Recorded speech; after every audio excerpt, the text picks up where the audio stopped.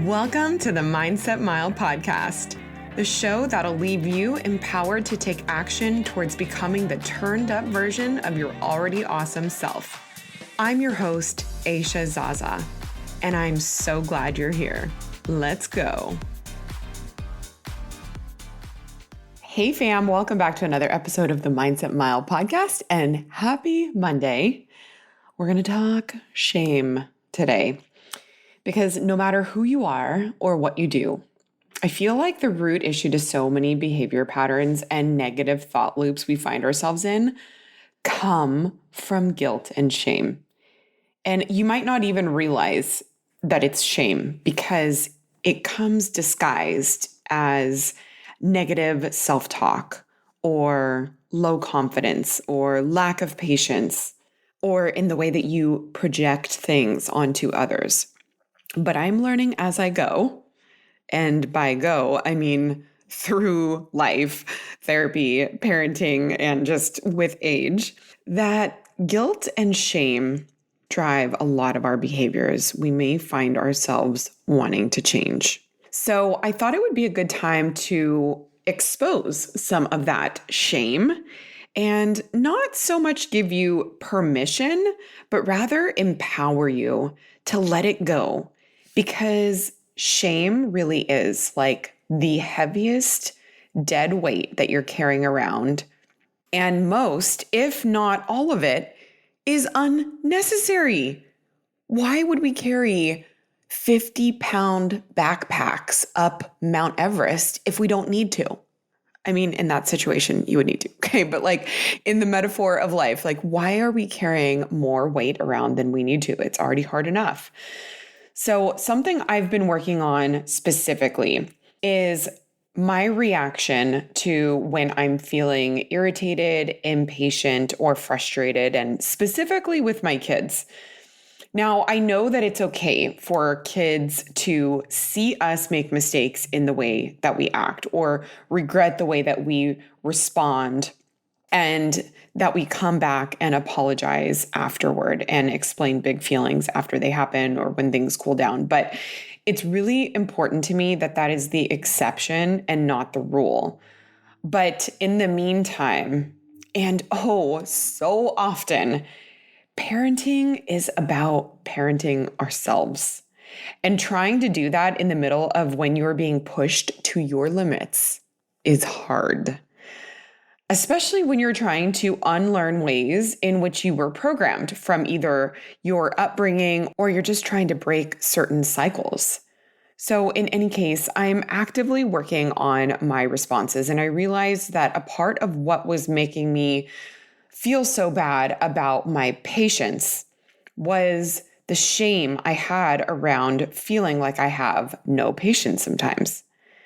And I say no patience, but really, I mean low patience. And the truth is probably that I have a lot more patience than I'm giving myself credit for. So I also want you to know that you might not be giving yourself credit where credit is due, because often we are the worst indicator of how well or how much better we're actually doing when we're putting in work. But I digress. There is a voice inside my head after I lose my patience or I feel flooded. And that voice says things like, I wasn't cut out for this, or that I must not be a good mom because if I was, then I would have the patience for having small kids, and that other people must enjoy parenting more than me because it's easier for them because they have more patience for the constant chaos and being needed all the time. Okay, so I'm not sure if you've ever felt that way before, but whenever I vocalize those things to other parents or to my therapist, I am met with a laugh and a rhetorical, "Are you kidding me?" It does make me feel reassured in the moment, I should say, that I'm not crazy and that it actually is such a challenge to constantly needing to be self-regulating when you're flooded. But it still doesn't eliminate the critic that comes up and shames me for having the feelings I do. So the problem here is that the problem compounds. It's no longer just a moment of frustration. It's then layered with a shaming, like parenting voice of my own who's trying to parent me, who's trying to parent the kids, right? And I become judgmental of my automatic response. But that doesn't help the problem. It only exasperates it. And I'm learning to accept that my reaction to the frustration or the neediness or the chaos or whatever's going on, my reaction isn't the problem, but how I react to my reaction is the problem. So imagine this, like in a different scenario. Imagine if someone close to you passes away. Your natural reaction would be to grieve and to be sad, right? Or devastated even. But then trying to cheer yourself up by just telling yourself not to be sad. Has it ever helped you to not be sad because you told yourself not to be? That's the same thing that guilt and shame have, or the same thing that they do, I should say, except they do harm and no good.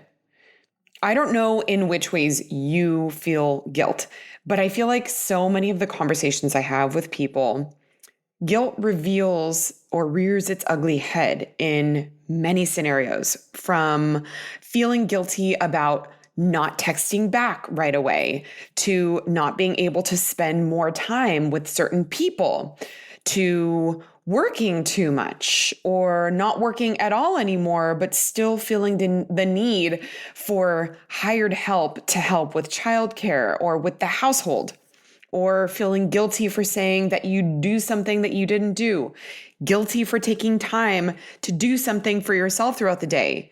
And then there's other people that feel guilty for not making time for themselves. It goes on and on and on. But these are all very common ways I hear guilt show up for people. And a lot of this has to do with the unrealistically high expectations we have with ourselves and the boundaries or lack thereof that we have in place in our life. But the greater question is, why?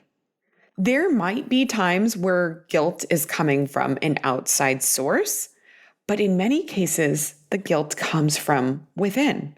We put this pressure on ourselves to be everything for everyone all the time. Why? One of the first ways to mitigate that guilt is to simply become aware and mindful about the way you talk to yourself. I know that doesn't sound like much, but just recognizing the voice is huge. So when you start to notice it more frequently, you then have the opportunity to be curious about it instead of always reacting or becoming judgmental of yourself. So when I feel myself getting short, lately, I've been asking myself what it is about what's happening that makes me feel the way that I do. And the answer usually does one of two things for me. It kind of simplifies and by articulating it, it simplifies the feeling into something I can understand in a way that makes whatever is happening doesn't feel like that big of a deal, which can help me regulate in the moment, right? So just a really, really small example is like, why is it frustrating to me if my daughter keeps like nagging, mama, mama, mama, when I'm trying to do something? Well, to me, I can't stand the feeling of being pulled in so many directions all the time. Like I can handle it because I'm a good multitasker, but everyone has their limit. And when I'm at my limit, why does it bother me so much? Well, because I don't like the feeling of being pulled in all these different directions. Okay, well, that's okay. I mean, I can withstand that feeling, right? Like I can do something about it by just recognizing like, okay, I don't like that I'm being pulled in all these different directions. Now I can either stop what I'm doing really quickly to like explain to her why I can't be with her at the moment, or I stop what I'm doing to address whatever it is she needs, or I can just calmly ask her to wait 5 minutes, right? We're going to practice our patience. It allows me it's like, where do you want to go from here? Now that you've realized that it's not that big of a deal, that you can withstand any feeling, you can choose a little bit more rationally how you want to respond. Or two, it leads me to a deeper rooted unmet need, and it helps me better understand my behavior that way. So that's a little bit more introspective, right? Work. And you might not have the time or the capacity to answer that question right away, right? To like peel the onion back and look at why you're being triggered in the way that you are. But getting down to the root of the issue is also going to help mitigate that. Another thing I'm constantly reminding myself to do is have compassion with myself. You may not realize that you're trying to change your own behavior by guilting or shaming yourself into change, but that's not an effective strategy. Guilt and shame convolute things, and really they just make everything more complicated. Choose to have compassion. Just be kind to yourself. If you're listening to this podcast, you're probably a high achieving person as it is. There is a time and place for your drive, but being so rigid and non-empathetic towards yourself is probably not driving you forward. Everyone makes mistakes. Nobody is productive 100% of the time. Everybody has bad feelings. Everybody slips up. Stop believing that you're the problem and convincing yourself of that. And my last tip is to take ownership. You cannot change what you do not take ownership of. If there's a behavior pattern that you don't love, look at where you might be placing blame outward.